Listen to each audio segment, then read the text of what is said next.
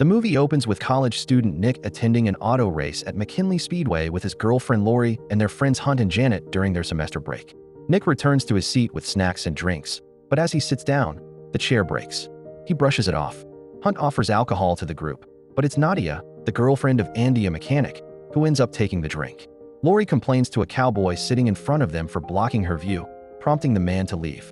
Nearby, a mother named Samantha gives her children tampons to cover their ears because of how loud the race is. Meanwhile, a security guard named George warns a woman, seated with her boyfriend Carter, to keep her feet off the chair in front of her for safety reasons. Suddenly, Nick starts feeling uneasy when he notices a crack in the stadium walls. His sense of dread intensifies when a container of gasoline tips over, spilling fuel onto the track and nearly causing one of the race cars to spin out. When Janet questions their safety, Hunt brushes off her concerns. Nick then picks up a leaflet featuring photos of the race car drivers with the words, "In memory of our beloved brothers," which unsettles him. He feels a mysterious touch and asks Lori if she noticed anything, but she's confused by his behavior. In the pit area, mechanics are working on a race car but accidentally leave a screwdriver inside. As the car speeds off, the screwdriver falls onto the track. One of the racers unknowingly drives over it, triggering a massive crash. Amid the chaos, a stray tire flies into the stands and instantly decapitates Nadia, sparking panic among the crowd. People begin to flee as more cars crash and debris rains down. Carter and his girlfriend is gruesomely cut in half by a flying car part. Samantha, the children's mother, is killed by an exploding car engine. A mechanic attempting to escape is impaled by a wooden beam. The stadium begins to collapse, crushing bystanders. Hunt and Janet are killed by falling debris as they try to escape. Another race car explodes, killing both George the security guard and Lori, and ultimately, Nick as well. Suddenly, Nick jolts awake. It was all a premonition. Shaken, he begins to panic as Lori asks what's wrong. Nick explains what he saw, realizing events are starting to unfold exactly as they did in his vision. He urges his friends to leave before it's too late, but Hunt is skeptical, refusing to leave after paying a hefty price for the tickets. As Nick tries to leave, an argument breaks out with another man. In the midst of the confrontation, Nick runs off with his friends following him outside. He frantically tells them that a major crash is imminent and they need to leave. As the accident begins, Carter tries to rush back inside to save his wife, but George stops him. In that moment, a tire from the crash strikes Nadia, killing her instantly, just as Nick had foreseen. As night falls, Nick, Lori, Hunt, and Janet are overwhelmed with fear and frustration after the earlier traumatic events. They come across a disturbing message etched into a table that reads, "It's coming." The group begins to worry, wondering why they're still alive while others die. Hunt brushes off their concerns, saying it doesn't matter, they survived. Meanwhile, a news report announces the discovery of several bodies at the racetrack and confirms a memorial service, which they decide to attend. The following day at the memorial, Nick and Lori pay their respects. As they're about to leave, Samantha and her husband approach them. She expresses her gratitude to Nick for saving her and her sons. When her husband curiously asks how Nick knew something bad was going to happen, Lori avoids the question and walks away. Moments later, George, the security guard, approaches Nick and Lori, also wanting to know how Nick could have known. Suddenly, Carter arrives and angrily accuses George of being responsible for his wife's death. George apologizes, but Carter, furious, hurls a racial slur at him. George firmly tells him to leave. That night, Nick has another terrifying premonition, this time involving a red door. He jolts awake and dismisses it as just a nightmare when Lori asks. Meanwhile, Carter is seen driving his truck, still distraught over his wife's death. He deliberately scrapes George's car with his truck before parking around the corner. He gets out, carrying a wooden cross and a shovel he had put together while ignoring that a chain hook has fallen nearby. As he begins digging in front of George's house, the wind picks up, causing his necklace to fall, which somehow turns on the radio. A pack of beer in his truck shifts, causing the ignition to engage. The truck suddenly starts moving. Carter tries to stop it, but it's too late. The chain hook snags onto his leg and begins dragging him across the pavement. Sparks fly as the chain scrapes against the road, and Carter catches on fire. George runs outside just as the truck explodes, killing Carter in a fiery blast. At dawn, Janet calls Lori to tell her to turn on the news. Lori quickly contacts Nick, and together they learn about Carter's death. Nick suddenly recalls the red door from his vision, realizing it wasn't just a nightmare after all. He experiences another premonition, this time seeing the death of another person, but he can't identify who it is. Later that day, Samantha takes her 2 kids to the salon. She gives them money to play a game while she gets her hair done. Inside, as Samantha settles into the chair, the stylist adjusts it, but it suddenly becomes loose and drops. Samantha dismisses it and stays seated. While one stylist begins working on her hair, another coworker starts doing her toenails. Suddenly, a stick knocks over a bottle, spilling slippery lotion across the salon floor. At the same time, the ceiling fan begins to loosen slightly. As the hairdresser starts cutting Samantha's hair, the fan becomes increasingly unstable. A can of hairspray becomes stuck to a heated hair straightener and begins to overheat. Suddenly, Samantha's chair collapses, startling her. At that moment, her children return to the salon but slip on the lotion-covered floor. The overheated hairspray can explodes and strikes the ceiling fan, causing it to fall, narrowly missing Samantha. Just as Samantha is about to leave the salon, a rock, propelled from a lawnmower outside, flies through the air and pierces her eye, killing her instantly. Nick, Lori, Hunt, and Janet soon learn about Samantha's shocking death. While the others are shaken, Hunt continues to joke about the situation. Lori explains that Nick has been experiencing visions that reveal how people will die before the deaths actually happen.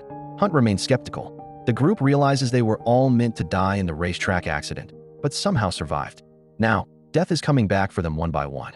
Nick believes they can break the cycle if they intervene and save someone from their fated death. But Hunt mocks the idea, frustrating Janet enough that she walks away. Hunt then declares he'll live his life however he wants, since he's going to die anyway. Suddenly, Nick has another premonition and tells Lori he believes he can stop what's coming, but they need to return to the racetrack. That night, they sneak into the speedway, where Nick starts analyzing the scene to determine the order of deaths. George, the security guard, catches them trespassing, but Nick explains they're only trying to figure things out. George then shows them CCTV footage from the day of the crash. Nick pieces together the death order. The mechanic is next, followed by Hunt, Janet, George, Lori, and then himself. They decide to try and save the mechanic, hoping it might break the chain. The next day, they visit the mechanic at his workshop and warn him about what's coming. Still grieving the loss of his girlfriend, the mechanic doesn't believe them. George attempts to calm him down, sharing how he, too, lost his family. Suddenly, a parked car in the garage begins to roll toward the mechanic. He dodges it, but as he turns to leave, a pressurized carbon dioxide tank launches, impaling him through a metal grid fence, killing him instantly. Now increasingly desperate, Nick, Lori, and George realize that Janet and Hunt are next. They decide to split up. Lori and George go after Janet, while Nick searches for Hunt. Hunt is at a public pool, relaxing and having fun. Meanwhile, Janet leaves a store, and Lori tries to call her, but Janet doesn't answer. A bird suddenly poops on Janet's windshield, and as she tries to wipe it off, her sunroof starts to malfunction. At the same time, Nick calls Hunt and receives another premonition. He quickly leaves Hunt a voicemail warning him to stay away from water. Just as Hunt tries to listen, a kid at the pool sprays him with water, ruining his phone. Frustrated, Hunt grabs the child's water gun and throws it into a utility area, unintentionally hitting the switch that activates the pool drain. Janet arrives at a car wash and calls Lori to let her know her location before hanging up. As she enters the car wash, the machinery begins to malfunction. Her car won't move, and her phone has no signal. The sunroof starts to open on its own, and despite her efforts, it gets stuck. A water pipe bursts, filling the car with water as she screams for help. Back at the pool, a golf ball strikes Hunt, causing a coin he was holding to fall into the water and get sucked into the drain. Hunt dives in to retrieve it, but becomes trapped against the powerful suction. Meanwhile, Lori and George arrive at the car wash just in time. Lori rushes to Janet's car and manages to pull her out seconds before a large pipe bursts and smashes into the vehicle. Janet survives. Unfortunately, Hunt isn't as lucky. As he struggles in the water, the drain's force pulls him under. Before Nick can reach him, Hunt's body is sucked through the pipes, and his mutilated remains are expelled through the drainage system. Now that George is next on death's list, he confides in Lori that he no longer cares about dying and is ready to give up. Meanwhile, at home, Nick and Lori discuss the ongoing situation. Lori tells Nick that when her time comes, he should let her go, but Nick insists he'll stay by her side no matter what. Suddenly, a gust of wind blows over a cup of coffee on the table, revealing a message in the spilled liquid. Through actions, they will be saved. Taking this as a sign, Nick and Lori rush to George's place. They don't find him in the living room, but instead discover him in his bedroom, attempting to hang himself. However, each time he tries, the rope snaps. Now believing that saving Janet may have broken death's chain, the group celebrates their apparent survival. They drink and begin making plans to travel and enjoy life. The next day, Nick packs for an upcoming trip. Lori calls to check on him and invites him to the movies. Nick declines, saying he'll be busy packing until she gets back. Meanwhile, Janet arrives at Lori's place, and the two head to the theater. While alone at home, Nick has another vision. The news reports that a man named Jonathan Groves was just rescued after the Speedway collapse. Nick remembers Jonathan from his original premonition. He had died after being told to move seats, but that event never happened due to Nick's interference. Realizing the chain may still be active, Nick races out and calls George, asking him to meet at the hospital. Meanwhile, at the hospital, Jonathan lies in bed as a nurse upstairs prepares to shower an elderly patient. She forgets to turn off the tap, and water begins to overflow. The old man struggles to call for help, but no one hears him. As water leaks through the ceiling, Jonathan wakes up and notices it. When he attempts to call for help, the water causes an electrical short, shocking him. Nick and George arrive and rush in to check on Jonathan.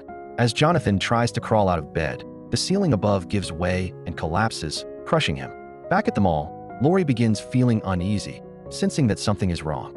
As Nick and George leave the hospital to find the girls, a speeding ambulance strikes George, killing him instantly. Nick checks his pulse. George is dead. He's failed to save him. At the mall, Lori shows Janet a pair of sneakers she bought. They get on the escalator, unaware that Lori's shoelace is untied. Before she can fix it, it becomes stuck in the escalator and nearly twists her ankle. She manages to free herself just in time. Lori and Janet then get tickets to a movie. Meanwhile, Nick receives another premonition, this time of a massive explosion at the mall that results in Lori and Janet's deaths. Racing to the mall, Nick rushes to stop the disaster. In a maintenance area, workers leave for lunch just as wind begins to blow and gasoline starts leaking from multiple containers.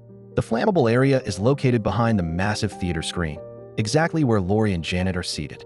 Sensing something is wrong, Lori tries to warn Janet, but Janet brushes it off, convinced they're safe now. Suddenly, fire ignites inside the work area, quickly reaching the gas cans. Nick bursts into the theater and calls out for Lori, telling her it's not over. George is dead. He urges them to leave, but Janet refuses.